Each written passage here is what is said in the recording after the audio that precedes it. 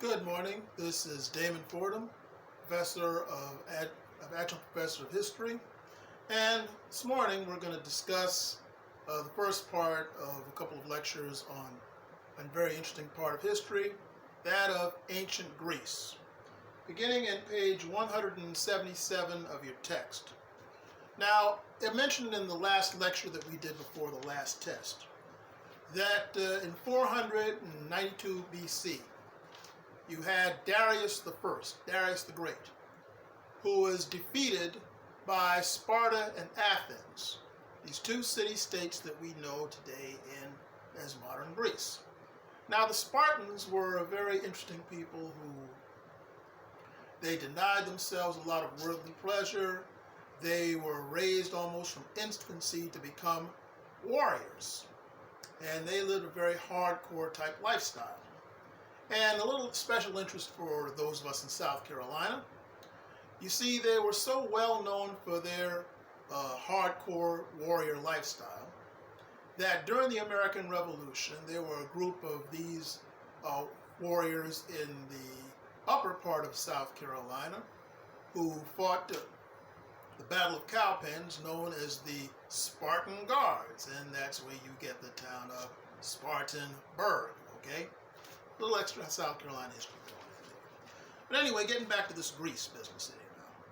So, one of the early leaders of Athens and Sparta, as they began to form into this early period of ancient Greece, was a guy by the name of Themistocles. He was born in 524 BC and died in 460 BC.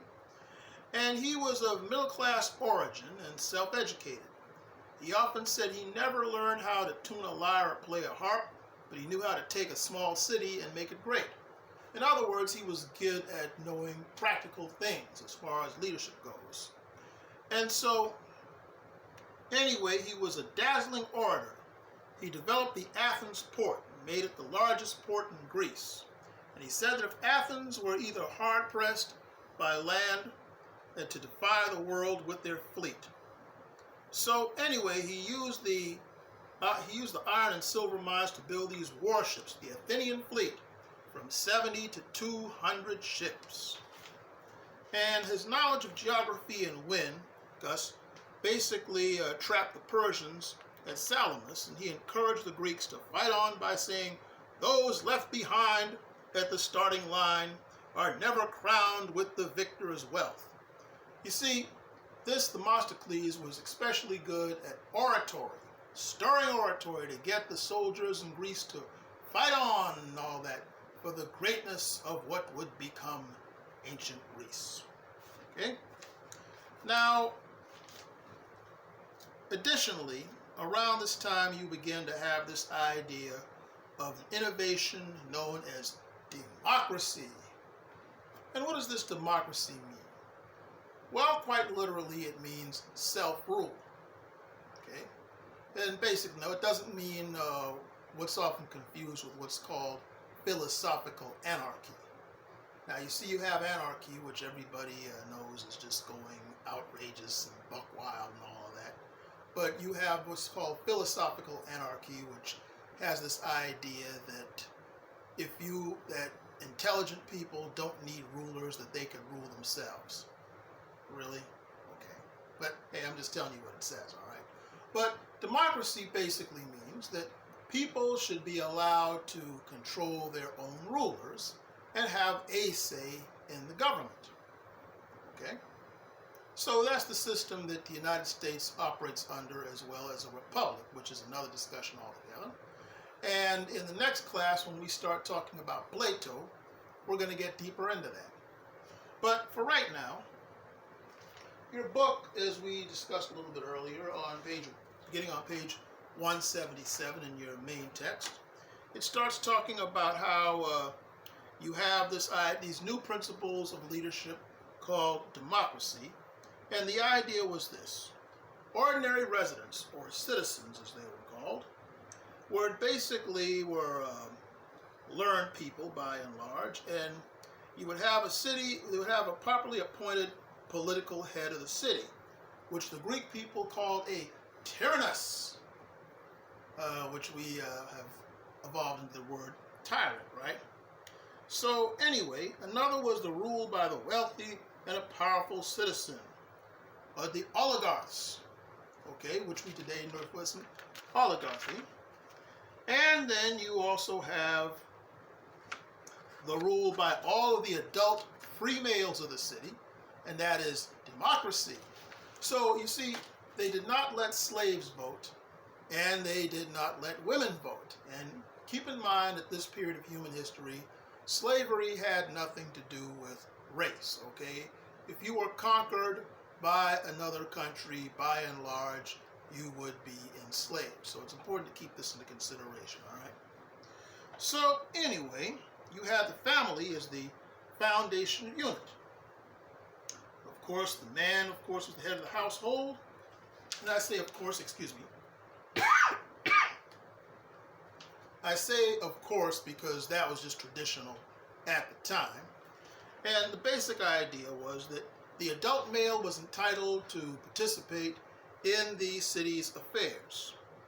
So adult women of free birth basically stayed in the private world of the family and had no say in public policy. Women who could, but it says here that women who did carry on intelligent conversation with men in public about public matters were criticized. That was not considered good, with the exception of the women of the Spartans.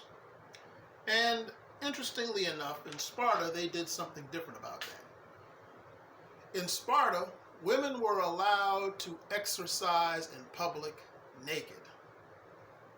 Okay? Because again, these were some pretty hardcore people in Sparta, as we mentioned before. Okay? So you had competition of honor and prestige among the city-states, which in the competitive spirit led to, in 776 BC, these games between the city-states in a place called Olympia. And that is known as the Olympic Games. Okay? That wasn't rocket science to figure that out. So, along with that, you have these basic economic innovations. The system of coinage was doing quite well, and so you had a lot of trade and the colonization of areas that helped grow Greece into a major empire, and they had an increased use of chattel slavery. And chattel slavery became part of a monetary value. You could exchange things for slaves in those days, or exchange slaves basically for a form of good. So, however, there were these interesting people who were somewhat outside of these city-states, who were considered quite primitive and armed to the teeth, savage. And the Greeks were of the belief that they were superior to other people simply because they were Greek. And that became known as xenophobia, because of Xenophanes, one of the major thinkers and writers of that period. Xenophon, he really believed that the Greeks were superior to other groups. And so to this day, the hatred of foreigners is known as xenophobia. Now, the Greeks would make fun of some of these savage tribes and refer to and mock their speech as going bar, bar, bar, bar, bar, bar, bar. And in our modern terms, that would be constructed as mumbo jumbo or jibber jabber, if you will. And because of the bar, bar, bar, bar, bar in which they mocked their speech, these savage people became known as the barbarians. And they would be a major thorn in the side of both ancient Greece as well as much later in ancient Rome, as we shall see. But a couple of interesting things that you had here were advanced thoughts in ancient Greece. You had they had a very interesting system of worship.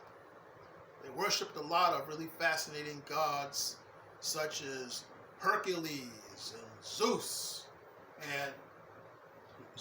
as well as Apollo and all these other sort of gods like that you may have heard of in a lot of science fiction literature and such. But what's interesting is that the Greeks were probably the most advanced of storytellers during this period. They were excellent storytellers. Greek mythology, for example, is great with stories.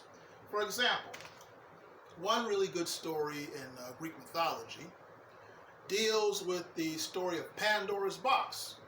Pandora was told that not to open this box, you see, but her curiosity got the best of her, and she opened the box, and evil and lying and stealing and lust and all of the vicious things in the world came out, all because of her. And then there was the story of Narcissus and Echo, where Narcissus was so handsome and beautiful that he would sit by the lake and look for hours at his reflection and fall in love with himself. And Echo was this girl who was in love with him, so she would try to call him, but he would never answer. So all she would hear is her own voice, and that's where the word echo came from. And so she eventually, her heart was broken, and she walked away from him. And Narcissus was so into his own reflection that he fell into the river and drowned. The moral of that story speaks to itself, right? And then there was the story of Icarus, whose daddy made these wings. You see, these wax wings. So the two of them made these wings, and they put on these wings, and the dad told them that they could flap their arms with the wings and fly up as far as humanly possible, but to stay away from the sun, because the sun would melt the wax, and the wax would, of course, cause the feathers to fall apart, and they would fall, right? But as Icarus and his daddy started flying closer and closer to the sun, the kid, all of a sudden, his head started to swell, and he said, "Hey, we're like gods. We can fly above the world." And the dad's like, "Hey, kid, what did I tell you about flying too close to the sun?" And so he let his ego get away with him, and he flew too close to the sun, and the sun melted his wings, and whoosh! So much for Icarus, right? But then you had Aesop, who was a slave, and he told the fables that usually involved animals who acted like human beings to basically give a moral to his story. And one of them dealt with, for example, frogs in the road. Two frogs sit in the road, one of them says to the other, "Hey, you know there's a nice pond out there with a bunch of flies, and so why aren't you going out there?" And he's like, "No, I'm fine where I am right now. I'm going to stay right here." So another frog comes by. "Hey, you know there's this nice new lake filled with fresh water. You want to go in there?" No, that's quite all right. That's quite all right. I'm fine right where I am." And so frog after frog tried to talk him into going away, but he refused, until finally, as he sat there all content, a wagon wheel came by and crushed him. Again, these are pretty good stories that sort of speak themselves. And I'm going to share another one with you in the next lecture. But while we have time here, I want to talk about another innovation in Greek thought, and that is that of philosophy. Now, I mentioned before about Ptah-hotep and some of the great Egyptian thinkers, but one of the great Greek thinkers was a man by the name of Socrates. Socrates essentially was the son of a stonemason and a midwife. He fought in the Peloponnesian Wars. And seeing how long and drawn out the Peloponnesian Wars were, basically turned him against the concept of authority. So he began to teach about how you had to be true to yourself before anything else. And he taught in a method that's called the Socratic method, where he would start an idea, and the other students around him would continue discussing the idea until it got back to him. So that way, instead of just him dictating to the class, everyone would have their say, and thus everyone would learn from each other. But the problem with all of this was that Socrates, in doing this, incurred the wrath of the Athenian authorities, who felt that he was perhaps teaching these children to have an uprising. So they took him to court, and they decided to sentence him to drink hemlock for that. But Socrates, among other things, said this in his sentencing: "I now wish to make to you a prophecy. Those of you who voted for my condemnation are at the point where people are most inclined to make prophecies, when they are just about to die. To you gentlemen who have put me to death, I say retribution shall come to you directly after my death. Retribution for worse, God knows, than with the death penalty you've inflicted upon me. And he goes on to say that this is my prediction. There will be more now to examine you, the ones who are far keeping me in check without realizing it. They will be harder to deal with being so much younger, and you will be more troubled by them. If you think that by putting men to death you can keep people from criticizing you for not living their lives the right way, you are making a big mistake. That as a way of escape, it is neither effective nor creditable. The best and simplest way lies not in weeding out other people, but in making yourselves as good as possible.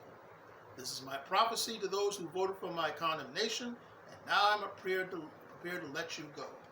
So, with this, he was sentenced to drink hemlock, to die. And thus he was a martyr to his beliefs. And the thing about martyrdom, folks, is that when people see that you're willing to die for your beliefs, you get more followers. Only problem is you don't live to enjoy that. So you live on in history, and that's what Socrates did. And I'm going to provide a few links regarding Socrates and Themistocles and all the others, as well as Aesop and such. And I'm also going to discuss in the next class, we're going to talk about Plato as well as Aristotle and some of the other things involving ancient Greece, and I will see you then.